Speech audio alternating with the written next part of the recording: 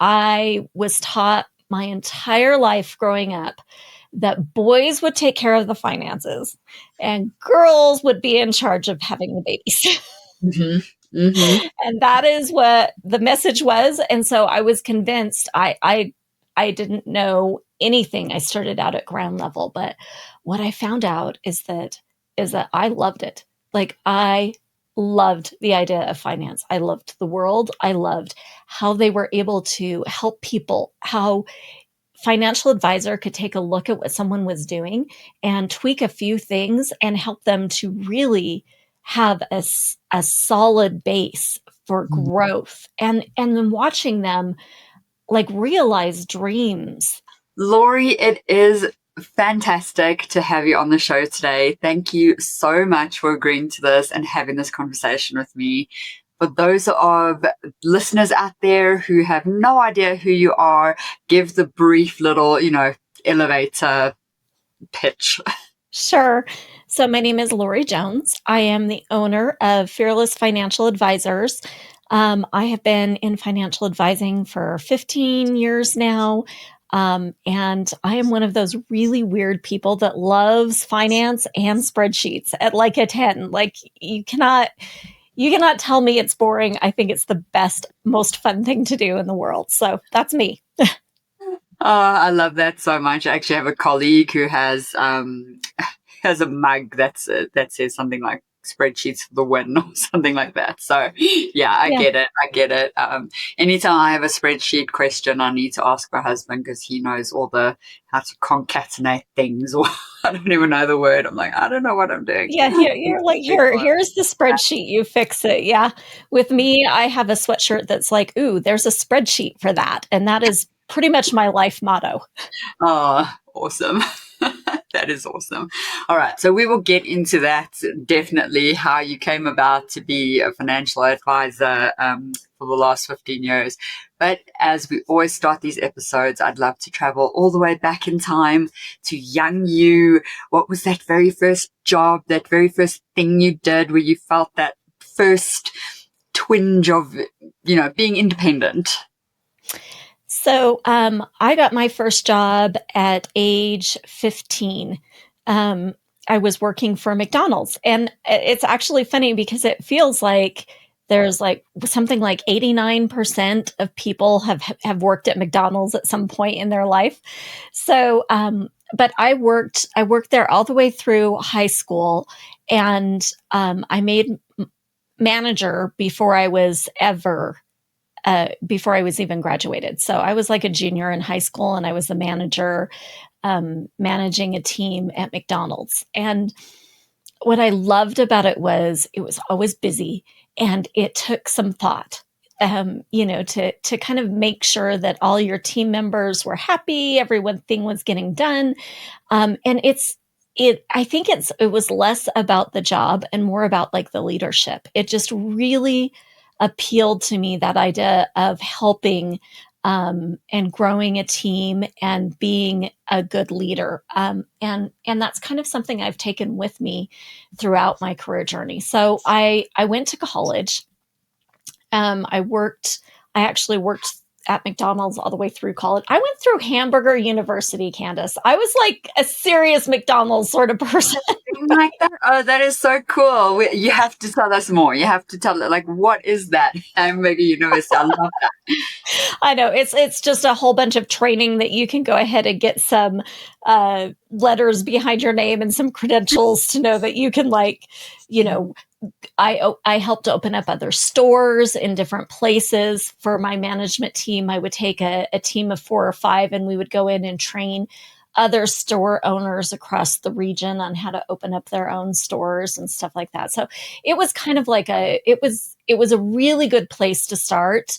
And it had a really great training program. Like, it kind of set the standard for training programs and process-driven training, and making it easy as you can possibly make it to get people up to speed and feel like they're contributing, as a team member. So I went to college. I studied history, and I quite frankly, didn't know what I was going to do with that. They had a whole class one semester on what you can do with a history degree, and it was nothing. You couldn't do anything with a history. You could teach. Clearly, they realized the problem and were trying to solve something. Yeah, exactly. So I'm like, but I got a really good grounding in research, in understanding how to write, and a little bit more like just leadership, setting goals and achieving goals and stuff like that. So I graduated from college and immediately started having kids. So, Candace, I had 5 kids, and I had my 5 kids in 7.5 years. So, Yeah. yeah. So I concentrated on, I would, I come from a family of engineers, so that very analytic background. I like to call myself a home economics engineer. I was the CEO of the home and made sure that everyone got what they needed. But fast forward about 10 years down the road, my youngest is going to, kindergarten, first grade, and my oldest 3 boys are basically eating me out of house and home. I don't know if you have any experience with teenage boys, but you can literally not keep their tummies full. Yeah, my son is 10, and I have already said, oh, I see how this is going to happen. Yeah. All right. So before we get there, because I really want to dive into the kids and all of that, but I have heard you say this leadership element of yourself a couple times now, and I actually want to go back and ask you where did that come from? Why were you tending towards this leadership? I mean, you were a kid. You were a kid yourself, in high school, and you're leading a team. And where do you think that came from? And, I guess I'm trying to see, like, how do people know they have it in them? Because, I mean, I know leaders are built, but it seems like you had that natural inkling as well. So, yeah, take me back to that. I think it was 2 things. Number one, I was the oldest of 5 kids in I was born and grew up in Wyoming, which is really, really independent, kind of do it yourself, go getters. You put yourself up by the bootstraps. You're really independent minded. So as, I maybe had a natural inclination to lead as the oldest of 5 children. When my parents, I'm Gen X too. So my parents were working out of the home and I needed to take some responsibility and take charge. Mm-hmm. So I think there's that element of it. One of those latchkey kids. I've heard the term. Okay. Yeah. And I think the other element is just that I'm by nature a problem solver. So if I've got a very analytical way of looking at things, and if I can see a problem, I can usually adjust and figure out a solution. And my natural talent or my natural inclination is to help people find that better way. And I will say that I don't always know the better way. My husband tells me that all the time. I don't always know what the better way is, but I did have pretty good luck most of the time coming up with, I could see processes. I could see where people were trying to go and maybe help them smooth out some of the challenges they found along the way.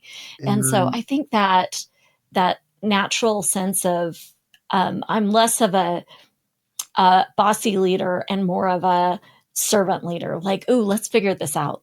And I tend to kind of find people that want to get on that train and figure it out. And I firmly believe they can be more and do more and grow into the person they want to be. And since I see that in them, a lot of times I'll share that vision and they will, grow and do and be more than they thought they could be. And so I think that's where that kind of comes from. Yeah, I love that so much. Sometimes I think, and it's not always leadership. So when people find that natural skill, and this is how I see it for myself, but in hindsight, it's like I can see it. It's so clear to me, and that's what I feel like you're describing is when you see this problem, it becomes so clear. You're almost lifting yourself up. You're seeing it and you're like, ooh, okay. And then you're putting the puzzle pieces together. I'm seeing this as a theme building throughout this podcast actually is people will have that moment of like, it's so clear to me. And so really identifying that and stepping into it. So yeah, I love that you were a leader at such a young age, at a kid yourself. That's so that's very cool. All right, so then you studied history. So we reversed and now we'll go fast forward again. So you studied history. I'm sure that was very fascinating. I can actually, see my son studying history. He tells me all about World War II and all of these things as a 10-year-old. So it feels like that must have been very interesting. It was. And it does give you a sense of like talking about that big picture and seeing like you can take a step back and kind of history repeats itself over and over and over again. And you see how they dealt with certain problems or certain situations. And you're like, so I know what does work and what doesn't work. And it kind of gives you a more global overarching view. It's got a little bit of behavioral science to it too. So you watch how people behave through history. You can kind of see those same tendencies in people today. They always surprise you, but there's just an underlying, depth of knowledge there. So as I had my 5 kids and my boys, like I said, started eating me out of house and home. And I'm like, well, I better go back to work. I'm like, somebody's got to feed these children. I need to pay the grocery bill. Yeah. I'm like, wait, I don't know what we're going to do here, but somebody better get a job. So I looked around and I knew what I wanted. I wanted a job and I wasn't necessarily looking for a career, but I could see in the future where I might be. So I wanted something that was complicated.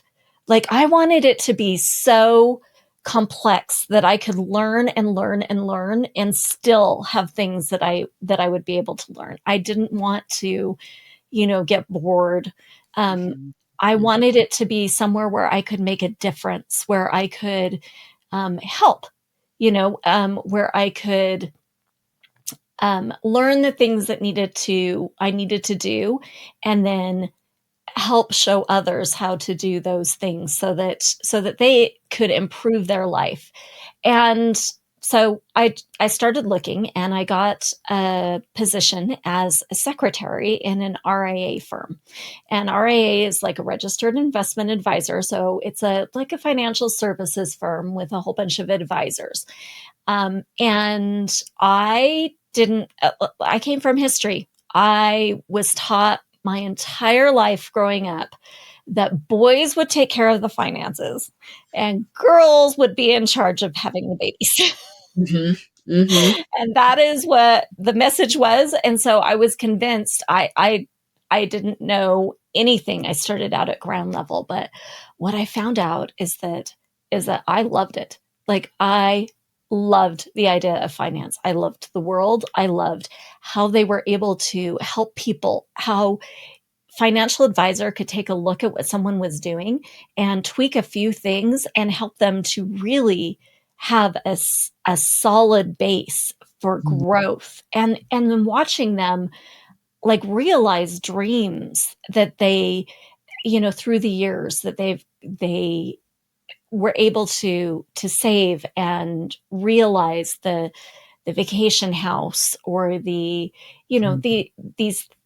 retirement that they wanted. It was really inspirational, but I knew that I had no clue what they were doing. I was I was brand new to this industry, and so I started learning.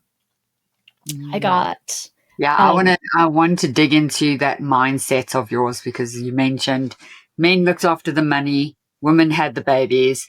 It couldn't have been a switch for you. It couldn't have been a one day, oh, I can do this. I'm also a woman. That must have taken time. And I would like to dig into that a little bit because, I think that can be a blocker for some. Yeah. And I think that the it started with that education that I was just talking about. Like I started getting my my licenses, my trading licenses, my insurance licenses. I got a CFP designation. I got my MBA designation. Like I did a lot of learning over those first 5 or 7 years. And what I found out is that it wasn't a boy. This wasn't a man's world. Like you didn't, and you have to remember this was like, 15, 20 years ago. So there were a lot of women in the secretarial side of things, but there wasn't a lot of women advisors. So I didn't even have an example of a woman who was doing what I wanted to do. Right. I told the company I was working for, I'm like, I'd like to get my series licenses. I want to get my MBA, I want to get my CFP. And they kind of looked at me like, well, why do you need that? Like, you don't need that to be a secretary. And so I wasn't even being like pushed or mentored or helped to see a path to what I wanted to be. I think that probably the best example that I had was a woman who was in compliance at that company, and she was a go-getter. Honestly, she is just my favorite person to this day. And she taught me about knowing what you're worth and asking for, raises and value or what you're bringing to the company. She taught me how to stand up for myself in this man's world. This finance is a man's world, right? Yeah. Wow. She taught me how to stand up for myself. She couldn't teach me how to be a financial advisor because she wasn't one. But she taught me how to be a woman in this world of finance and not lose, not just be, I'll take what you're going to give me and not try for more because they weren't very supportive to help. Tell me about some of the harder days here. I'm honestly just picturing it, making some assumptions. I mean, you're a mom, you have 5 kids, you're in this male-dominated place as a secretary, you're trying to push the boundaries. I mean, so I don't know, did you tell me, but I do not see that as a very easy mountain to climb. It was not. And there was not a lot of help, which is, as we get to the end of my journey, I'll talk a little bit about the mentorship. And that came directly from this time period because there wasn't someone.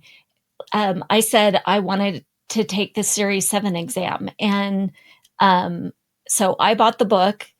I bought the program to study with. I did all the studying coming from absolutely zero knowledge.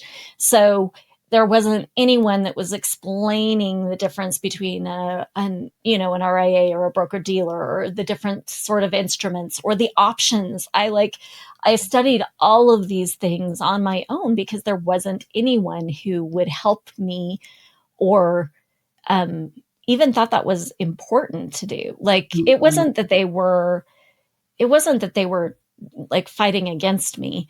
It's just that they had no desire to help me grow and move forward, so I remember they definitely weren't pushing you forward. Yeah. I remember taking my Series 7 exam after studying I studied for about a year for that thing because I'm a OCD sort of person. So I wanted to get the top score, right? So I studied a while for it and coming out, and that was, my first exam, and it was kind of hard. And I was so proud of myself. They told you right away that you passed it. And I went back to the office and they were all gone. It was a Friday. Everybody was gone. Nobody had even told me congratulations or anything like that, except for that the one woman, and she took me out to the nicest steak restaurant and bought me, like a dessert, and we just celebrated passing that. And it was really meaningful that she did that. Nobody else was even cared that I had even remembered. That's I mean, and that is a lot to push through. So although again, you're not getting the actual walls in front of you, it still feels like that, because you have to literally forge this path yourself, and you have to believe in yourself, and you're going, I want to do this, even though no one's expecting it of you, no one is supporting you, and also while you were studying for that and working, and I do want to get into, your whole person, because you're a whole person. So being a mother at the same time, how are you balancing things? And what I'm really trying to get to is that mindset that you had, because I think your mindset is, you might be underplaying that. I think it's Well, incredible. yeah, it was not easy. Like I was taking a full master's course load. Well, not a full. I think I took 6 to 9 credits per semester of master's work while I was raising 5 kids, and my husband was working out. He was traveling, so I was in charge of all the mom things. Essentially, I was a single mom during that time. I was in charge of picking up the kids and getting the kids to work, and in a world that doesn't really, like, not only did they not understand why I was trying to become a financial advisor, they weren't very flexible as far as, like, what I needed to do. It was a good firm, so I wouldn't say they were inflexible, but they didn't make it easy for me. They didn't. So one of the hardest things, and I look back on this during this time and think, oh my gosh, I can't believe I did that. But I do remember my kids got out of school at about 3:30, but I didn't get out of work until about 5 o'clock, and I didn't have a single driver in the bunch. And so they walked from their school across the street to the library and spent 2 hours at the library every single night, until I could come pick them up. And if a meeting went late or something like that, it would be even later that they were at the library. And that was a sacrifice that the kids made, because because I was trying to work full time and be a mom full time and go to school full time. And I remember taking tests on, because I was trying to get my CFP at the same time I was trying to do my MBA and work full time and raise 5 kids. So it was not easy. But I do remember, like, Thanksgiving dinner, my daughter, she learned how to cook Thanksgiving dinner when she was like 12 years old, because I always had a test on Thanksgiving, because that was the time I could stop and study for it when I wasn't working, and when, the kids were home and I wasn't driving them everywhere. And so I would take a test on Thanksgiving and one on Christmas Eve to get my stuff done. So there was 2 or 3 years there where I was busy. I will say that I did have the only way I made it work is I organized the bejesus out of my schedule. Like, I cooked once a month and froze meals, and we popped them out. And so I wasn't cooking every day and cleaning up every day. I had the kids, they knew that they were allowed like one extracurricular each, and not 5 extracurriculars each, because I don't even know a mom that doesn't work that could do that. Oh no, it's insane. So there was a lot of scheduling and organizing ahead of times to solve the problems before they happened. It's kind of my natural inclination to develop systems that worked really well during that time. But yeah, it was hard. I would say that I loved what I was doing, and the kids saw that. So I always made myself available at home if they walked in my bedroom, and I'm busy studying. I'm not watching, I didn't do other things. Like, I didn't watch television. I didn't go on vacation. I didn't get a pedicure or anything like that for like 3 years straight, so I was available for them when they needed me to stop and pay attention, but it was busy. Mm-hmm. And if they're listening to this episode now, what would you want to tell them? What would you want to say? Well, I would say, hopefully they do. I would say, and I've told them this too, is that I really appreciate the support that they were during that time, and I appreciate them, um, like making me feel proud of what I was doing, and realizing, coming at it from a very positive, like, we're proud of you, Mom, and we're excited to see this happening. Um, Rather than like how come you don't spend more time doing this, that, or the other thing? How come we don't have full 5-course meals every night or something like that? They were just they really were so supportive. Oh, that is amazing. Thank you to all your kids.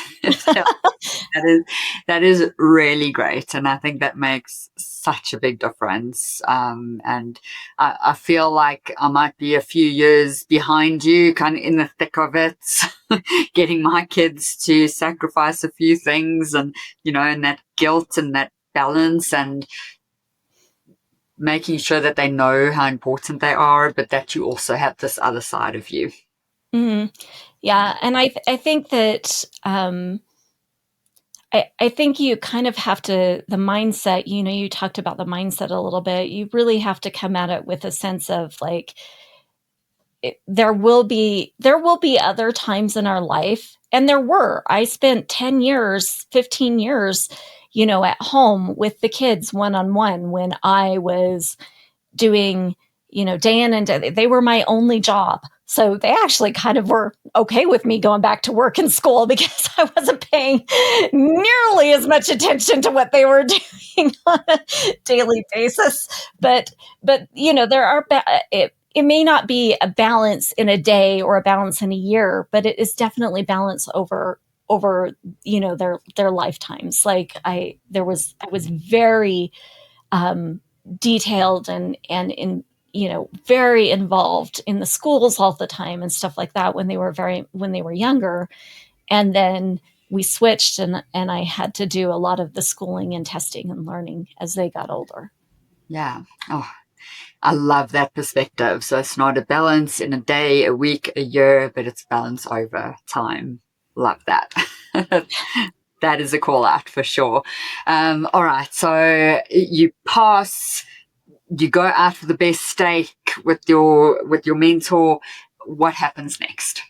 So I once I got my MBA and my CFP and my licenses, I left the small RIA that I started with, and went to a 401k company, Empower, and worked there for a year. And then one of the advisors that I had worked with came to me and said that he was starting his own firm and wanted me to come along as the admin support, office support. And by this point, I had my MBA, and I passed the CFP test within the first 6 months or so that I was working with him. So I was a full-fledged advisor, Super. but he didn't want me to come on as an advisor. He wanted me to come on as that admin support. I was a secretary again, with a little fancier title and a little fancier salary, right? But I was still in that admin place, and Yeah. I find it really interesting. I like the process. I like that piece, but as I look back, I find it really interesting that no one was helping, pushing, showing me that there was more out there. Like you could be an advisor, Lorie. Like, you've got the credentials, you've got the learning, we can help you develop the skill set. Like, are you sure you want to stay in this admin piece, or do you want to try, for something different? Yeah, yeah. Okay, so that actually took a very interesting turn. I personally was not expecting that. So you left Empower to join this person's own firm, okay, but not as a partner or a junior partner, but as as the his admin operations support. Okay, Mm-hmm. very interesting.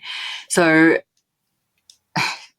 yeah, and again, I keep coming back to mindset, because you're so qualified by this point. You're so qualified. You have so much experience in that firm. Even though you were a secretary, you still had a lot of exposure and conversations and all of that stuff. And Empower, you worked for a year. So yeah, just then what happened? Like, we might need to come back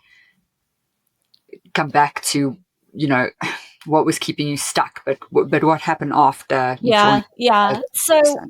So we grew that firm from about 30 million when we started. And at the high point, 7 years later, it was like 230 million. We grew from, one advisor to, we had 3 or 4 or 5, depending on how you kind of looked at it by the time that I left the firm. And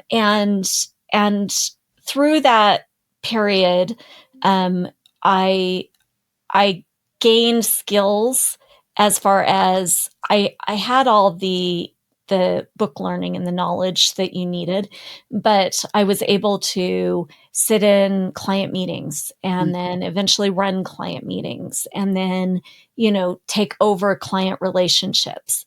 So as I was going through, but the thing that's so interesting, Candace, is I didn't see myself as anything more than an Mm, operations person mm, either. mm, Like I was bringing clients into the firm mm, and being their advisor. I was the only one who met with them. I was the one who set up their plan. I was the one who did all the things for them, all of that stuff. And in fact, my partner at some point had a life challenge where he was kind of absent for a while.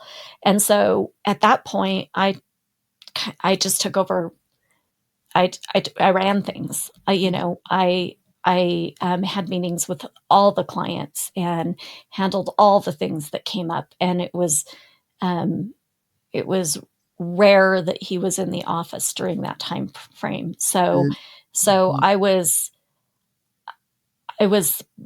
just because I had to.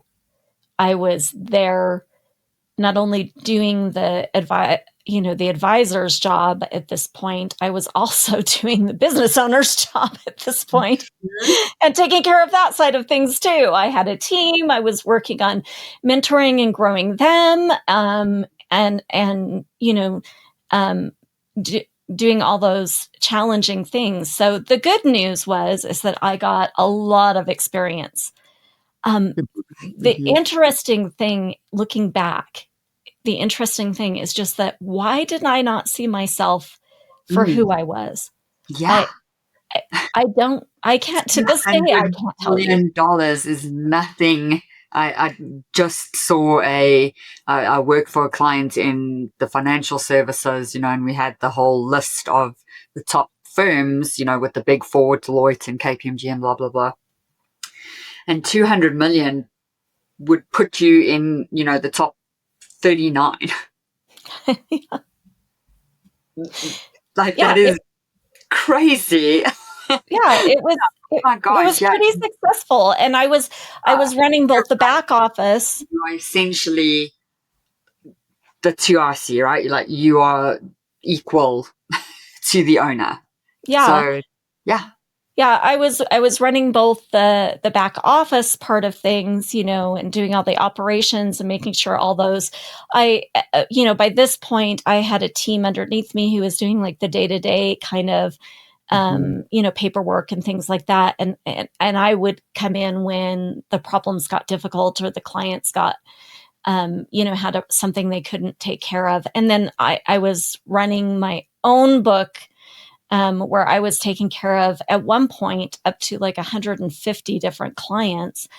Plus, I was support on the other principal's book, of his high net worth Mhm. clients, running some of those relationships while he was out doing compliance, doing training, doing, billing, doing bill paying. Like I had a lot going on. Mm-hmm. Um, and I'll tell you that the only reason that it changed is because I took a hard look. I kept telling myself for like a year and a half, I kept telling myself, well, if I get through this, it's going to be better. Well, if I get through this, it'll slow down and be better. And I started my workday at probably 6:30 in the morning, Mm-hmm. and I ended it somewhere close to 10 o'clock at night. So luckily my kids were mostly grown up and mostly out of the house. So I didn't have to, feel guilty on that score. But I was working quite a bit, and I just kept saying, well, it's going to get better. If after this, it's going to get better. And one day I was sitting there, I do remember it's like October. It's like, September, October. And I was still working, and it was 11 o'clock at night. And I had been working at 11 o'clock at night for probably the past 3 months. Mm-hmm. And I said, I'm like, Lorie, it's not going to get better. It's like, it's just not. I was doing too many jobs. I had, my responsibilities were too big, and I kind of had to look at what I was doing, and I was living two different lives. I had my financial advisor's book of business, plus I had all of the back office and operations for this company, and it really had to make a choice. I had to decide which one was I going to do, which one did I want to do, Mm-hmm. and I really struggled. It's funny to think that you really struggle with whether or not you want to do, compliance or do something that you had been trained, talk to Mm-hmm. clients, help them. I told you I was really passionate about that, Yeah. but I liked both pieces. Um, and it boiled down to the fact that I wanted to work with clients, and I was good at it, and that's what I wanted to do. Yeah. Oh, so many things going through my mind, because I'm going to make an assumption that because you're not a partner in this company, that you probably weren't compensated for the amount of work you did. So we'll leave it at that. I don't know. I'm never going to ask a number on this podcast, but I'm making some assumptions reading between the lines. Let's put it at that. We'll leave it at that. Oh, yeah, I'm just thinking the whole time, you are super smart. You're such a smart person. And so I'm so glad you eventually came to this. Like, you can't do both, right? You're working at 11 o'clock, you're working for someone else, you're bringing in all this revenue, and you're just not giving yourself the credit, the space, the permission, to step into that next, to who you actually are. Like, that's what keeps coming into my mind. Yeah. So now, so did you have to leave there to choose between the two things? Yeah, I just don't think that if I had stayed but said, "Hey, I want to concentrate on, growing my book and being a financial advisor," I don't know how I'm not sure I could have given up all the other jobs, Mm-hmm. because you see them and you're like, but they're not getting done exactly the way I would do them, right? And also, I don't think I would have been able to leave, because I had been doing for so long in so many different places. It's way easy to think, well, she'll just, do it. So I decided that I was going to build out a brand. I had seen an example of this. One of the other advisors at the firm had gone and built out his own brand and done a DBA, so a doing business as under his own brand. And I told my husband, I remember when I decided that, okay, I'm going to go the advisor route. That's where I want to be. That's who I want to be. I said, but I can't unless I can find a name for my business, because I'm not doing it unless I can find a great name. And he said, well, why not Fearless? And I had been doing a podcast with fearless females where I asked women to kind of share their stories as sort of a virtual mentorship for young women who kind of are like, oh, I could do that. She's so cool. Maybe I could be cool. Right. And so I said, well, yeah.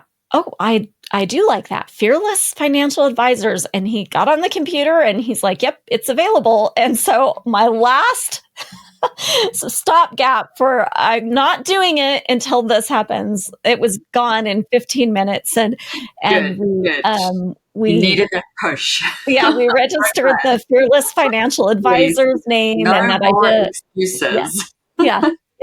Of being fearless and fearing less about your financial future. It really, it came at the right time. And it was a little bit fearless of me to leave this safe space that I knew I was good at and try and be a financial advisor. Luckily, by this time, there's really good examples of women in the financial advising space, and you can see them being successful and know there's not as many as you would think. It's 20% women, and it's been 20% women for about 25 years now. Oh, wow. Okay. So it hasn't grown as much as you might have hoped, but we are showing now there's 2 or 3 women in the room when I go to the different conferences and stuff like that. Okay. Good. And I'm sure you're going to have an impact on growing that 20%. So you had mentioned right in the beginning of the episode that we're going to get back to mentorship and all of this. And I feel like this is a great place to bring that in. What has mentorship meant for you as a mentee? And then the second part of that question and my wondering is, how have you transitioned into your own mind space of now you're actually a mentor? Well, as you know, as I grew up in the business, there wasn't a whole lot of mentorship for me. Just the one woman who I worked with at the very beginning, Jessica, and she was just truly, she taught me how to mentor someone else, like how to help them know even what they should be asking for, how to know like where to make a stand, like how to show your worth and stuff like that. So that was a good example for me, but going through the time, learning and becoming an advisor, there really wasn't very good examples of what I could become. And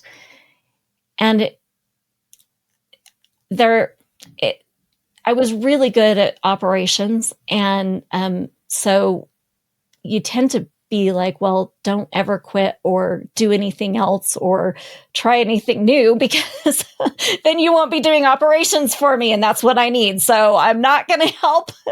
I don't even want you to know that there are other things out there. I want you to stay in this spot. So, but I would say that my podcast was actually the biggest mentorship example as a mentee. I was listening to these women, very successful in all sorts of different professions.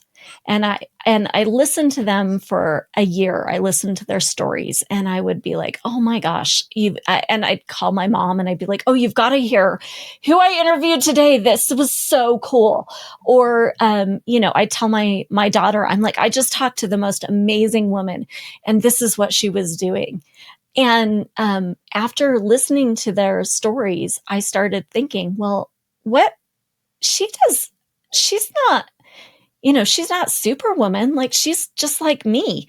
Like, maybe if she can do that, maybe I could do that too. Maybe Mm-hmm. I could be more than I thought I was. Maybe I could take a chance on, and they told me, when they screwed up and fell flat on their face, and guess what? They got back up again, and they turned into these successful women. And I'm like, oh, so if I try it and I fall flat on my face, then maybe that's not the end. Maybe that doesn't mean that I'm abject failure and I just give up and go away. So I would say that as a mentee, that those examples of successful women have been very key in my life, and watching and having them be willing to talk with me and share their experience has been really important in my life. And that's why I like my podcast. That's how come I like Fearless Females, is because it really did make a difference for me. And then I would say that as a mentor, I am all about more women in finance. And I'm not talking just, people that become a financial advisor. I think women of all kinds and types. I think you need more women as clients, taking control of their financial future, learning that they don't have to stay silent. They don't have to be talked over. This isn't difficult. It isn't. It's something that you can do. It's something that you should be doing. I've seen so many women, divorced at 30, 40 years of marriage, and just going, what in the heck happened? And what in the heck am I supposed to do? Like, I don't even know how to pay my taxes. I don't know how to write out a check. I don't know what to do. I want more of those women to realize that they can do it. I want more young ladies to think that, you know what, if Lorie can be a financial advisor, maybe I could be a financial advisor. Yes. Yeah. So, Or at least take control of your finances and own it, right? Yeah. yeah. So such a powerful message. Thank you for doing that.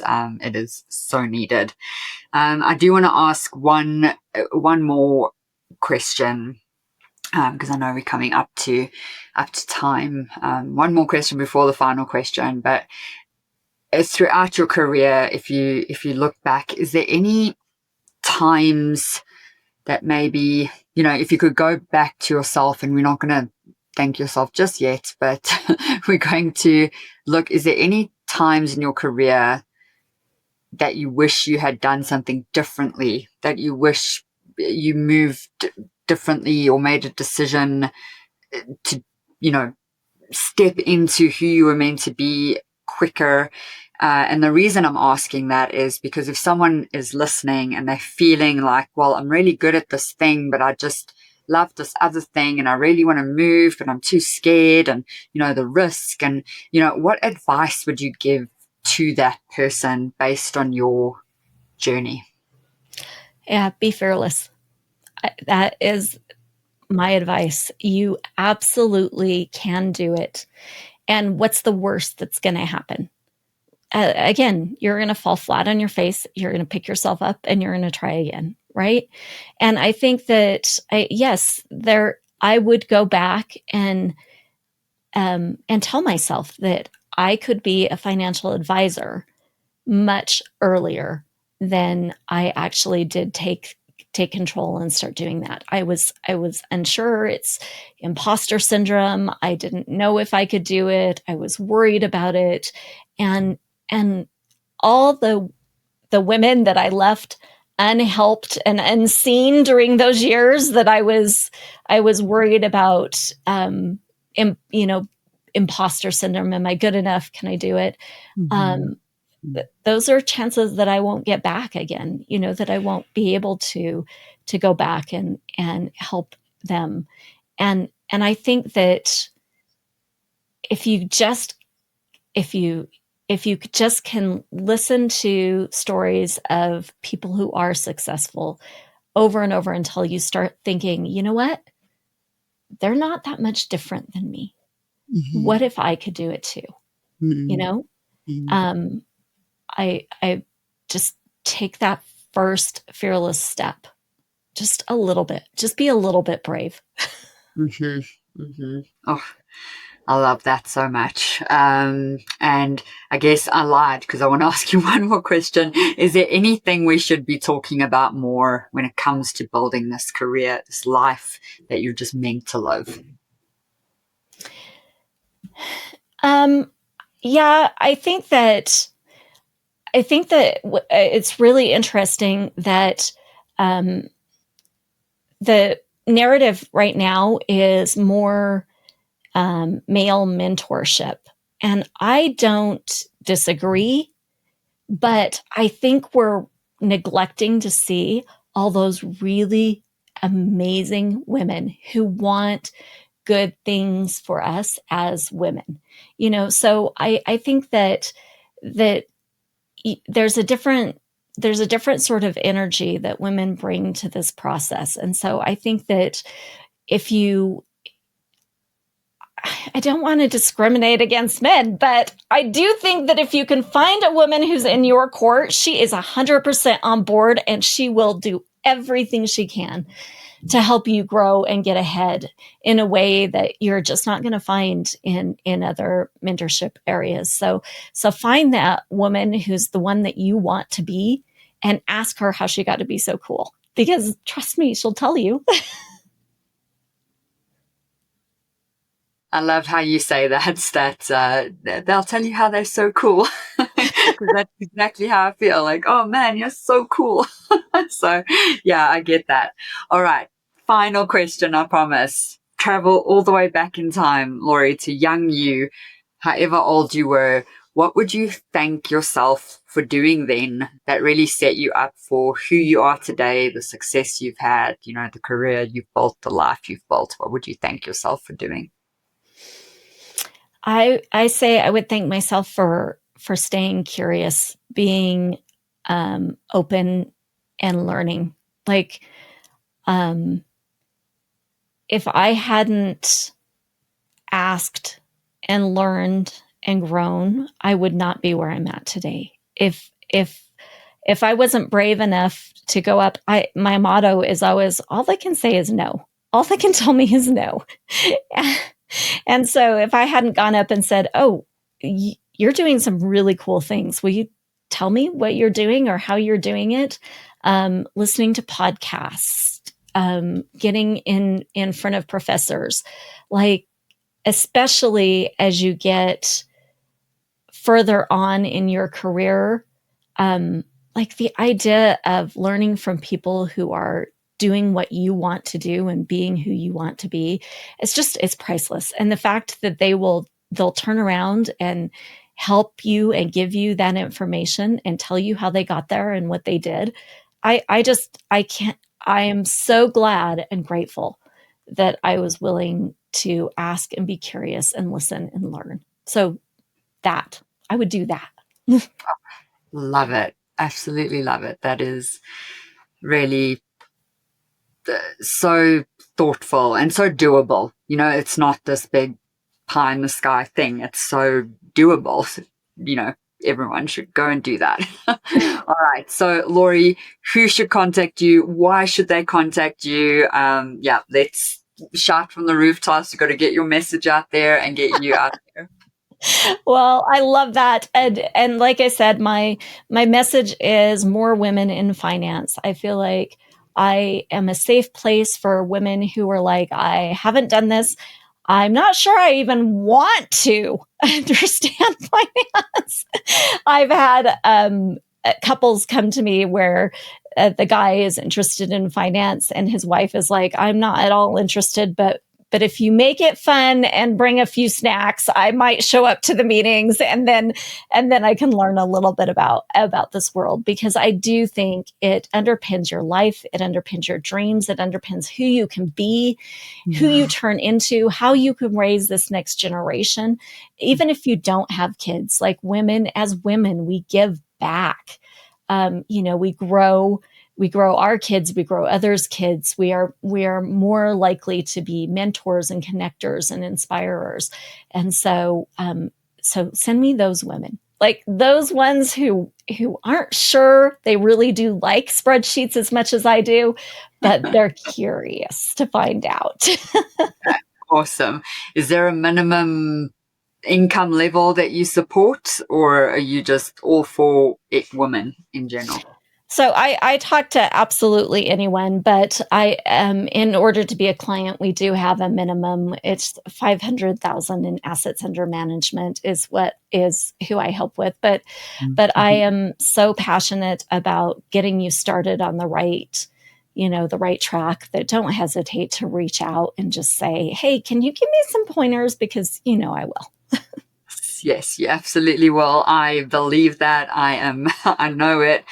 We will link all your stuff in the show notes and people can contact you. Lorie, any final words you have before we wrap up today? I've said it and I'll say it again. Just stay fearless. Stay a little bit fearless. Even if you're scared to death, try it anyway. Yeah. That little bit of bravery. I love it. Thank you so much. It has been a wonderful, wonderful time chatting to you. I know the listeners are going to get so much out of this. Oh, thanks, Candace. I appreciate your time and I really appreciate you doing this.